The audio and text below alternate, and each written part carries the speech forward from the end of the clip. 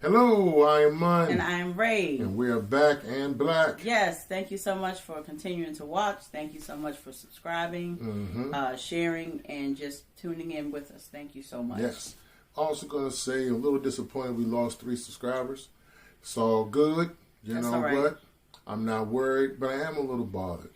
It seems that we put out a video about black love. And it seemed to be, it seems to me that it wasn't well received. Why do you think that is, babe? I think it's more that society is more afraid of us loving each other opposed to us hating each other.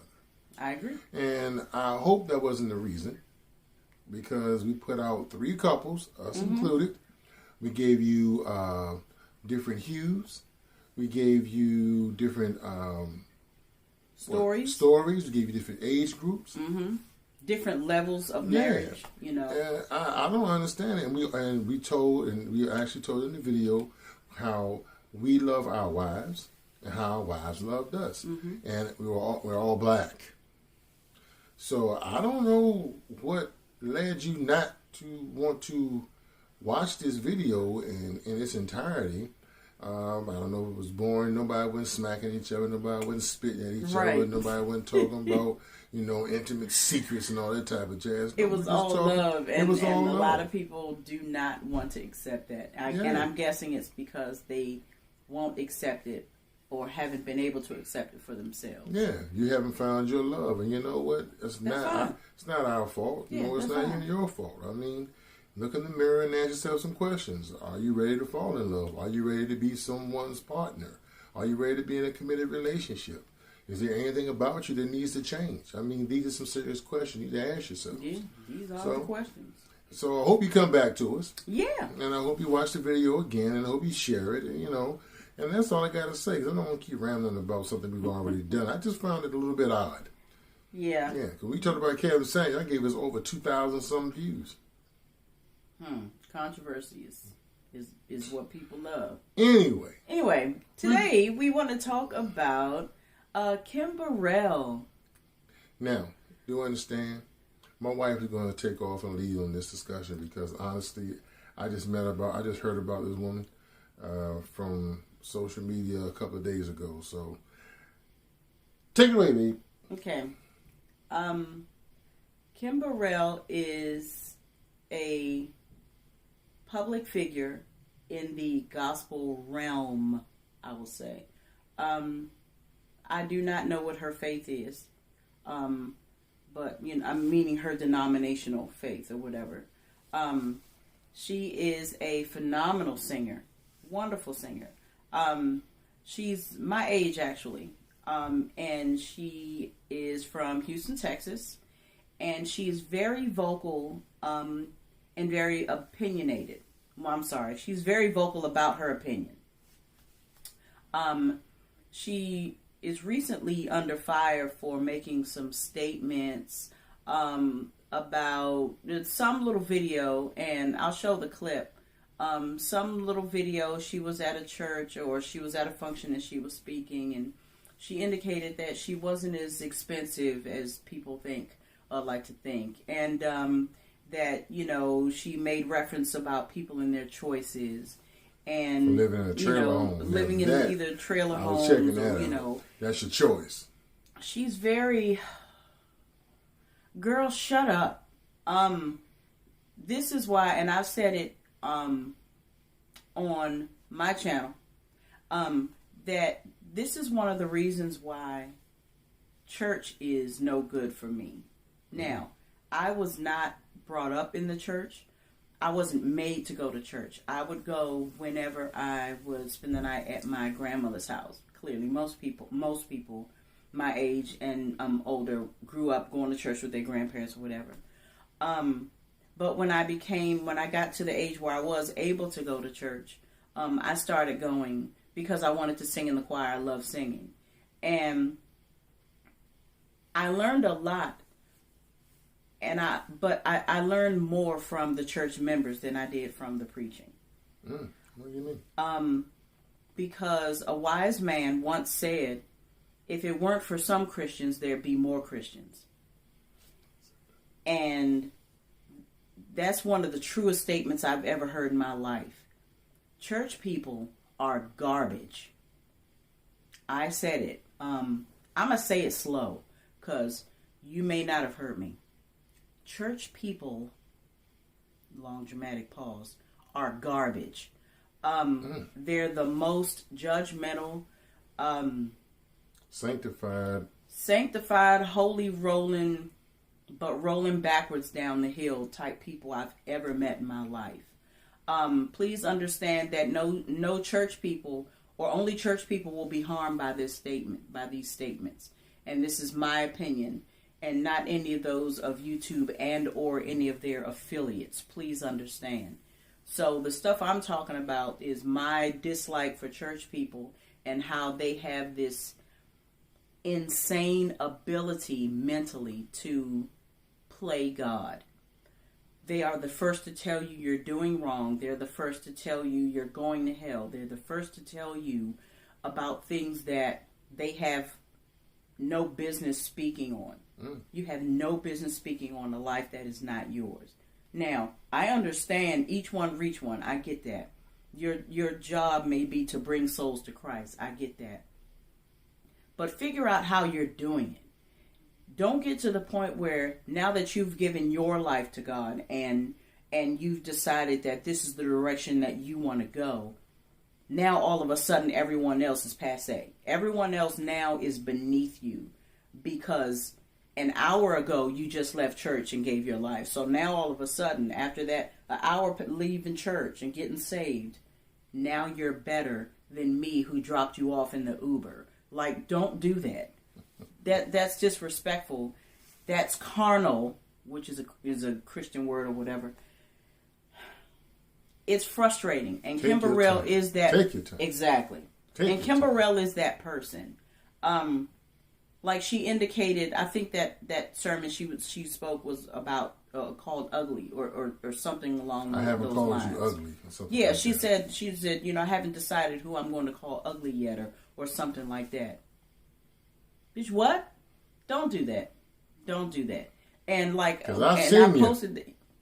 posted that on my Thank God you can sing. Facebook page. And someone indicated, that weight loss surgery she had really got her thinking different, huh?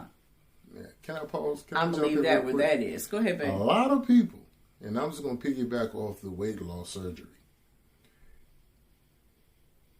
If fat and you're humble, you lose the weight, now you're an asshole, I think you need to lose the attitude.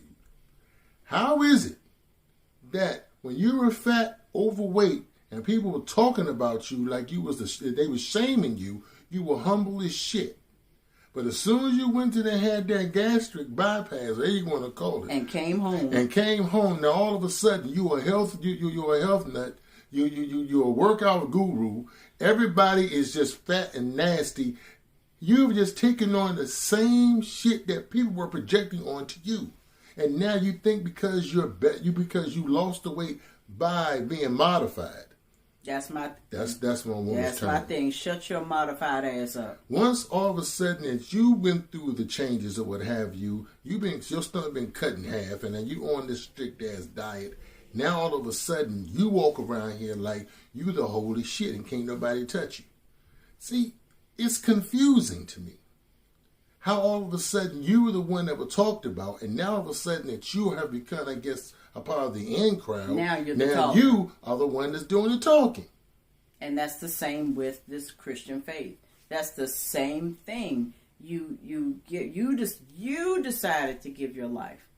You did. And you're ugly. And the other person didn't. So now ugly. all of a sudden you're better than that person. You may not say it verbally. You may not say it verbatim. Shit, she did but say your it. actions. She did say it verbally. But come on, I'm saying it was your choice to live in a trailer home instead of getting a home.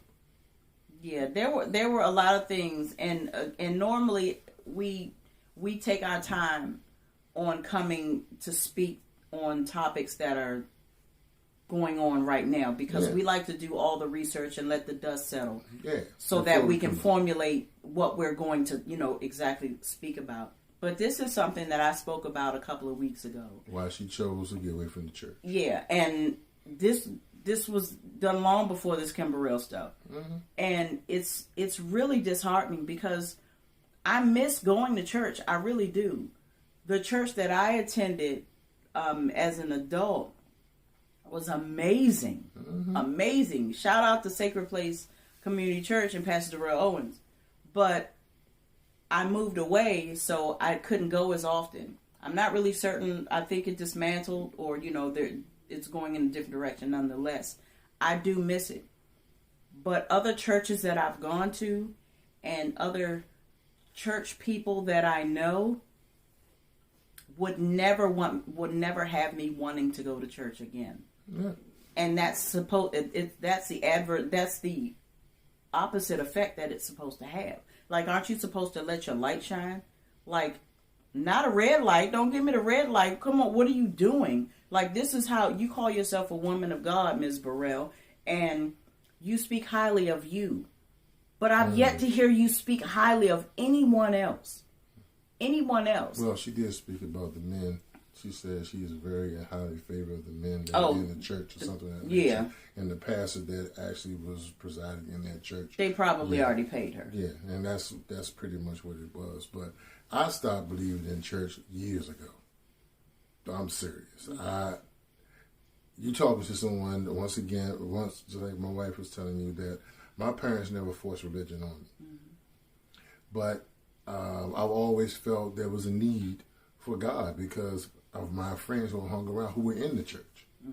I'm walking around here praying, My mother never taught me the prayer. As a matter of fact, me and my friends were in an alley some years back, and there was this dude who just came out of nowhere and started talking about God and gave each one of us a prayer bookmark. Yeah, prayer bookmarker, so we can actually learn the prayer we can say before we go to bed. And I thought it was something new because I didn't even know how to pray. So I prayed. But then all of a sudden I started going to church with my neighborhood, with my friends, and I just noticed something, man. What's that? They were a whole lot different than I was. They were in a lot of other shit that I wasn't even knowing. But yet and still, they've been in the church since day one. Yeah. Here I am. I'm still a virgin. I ain't ever smoked. I ain't ever drank. I ain't ever done none of these things. These brothers was getting it in. And then I'm in church one day, and everybody catching the Holy Ghost that was in my pew. But me. The woman beside me caught the Holy Ghost. She jumped up shouting, whatever the case is. Sat down, then all of a sudden, the woman next to me, she started doing it. I said, well, damn, God don't got enough love for me?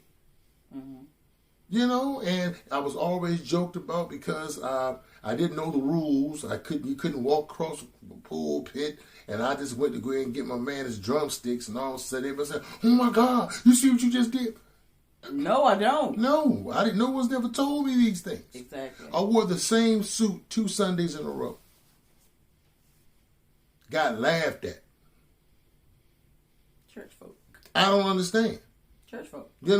And not to mention, when I started doing my research on the black collective and the atrocities of slavery and things of that nature, come to find they use Christianity as a weapon to keep the slaves more docile. And, that right there took me for a whim. And I'm quoting my man, Carter G. Woodson. Any Negro that is forced into a religion who has yet done the research of that said religion is a fool.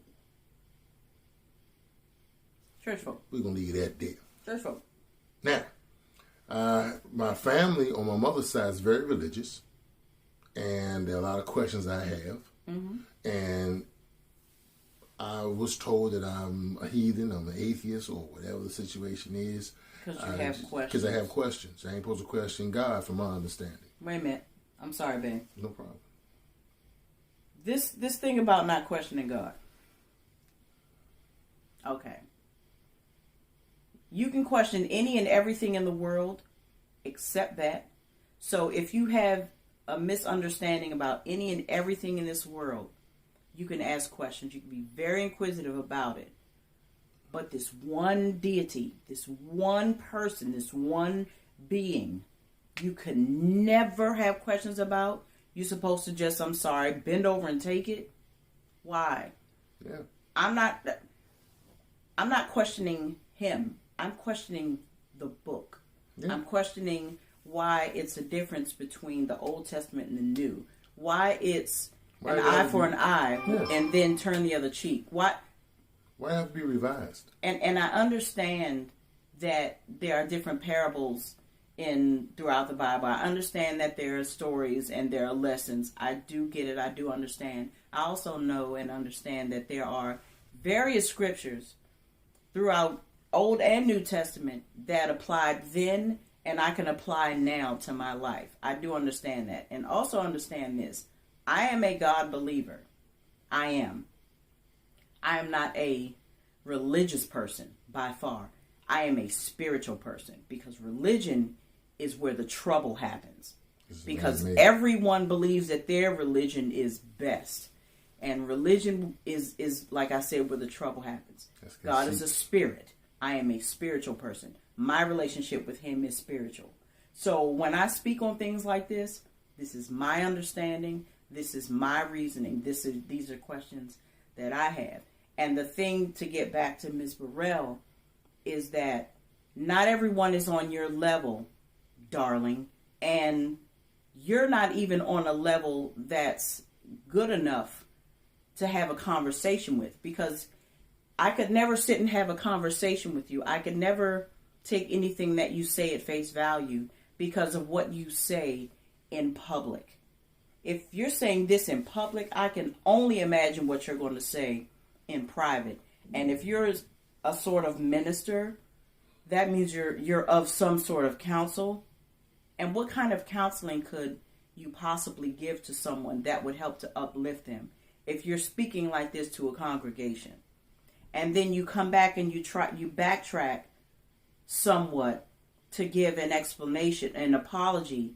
I apologize, but blah, blah, and blah. So how do you apologize and criticize in the same sentence, in the same breath, in the same apology? This is why a double-sided mind. Okay. So, I'm just throwing the scripture out there. Yeah. But yeah, you're of this world. And I don't care what anyone says. I don't care where you are on the preaching totem pole.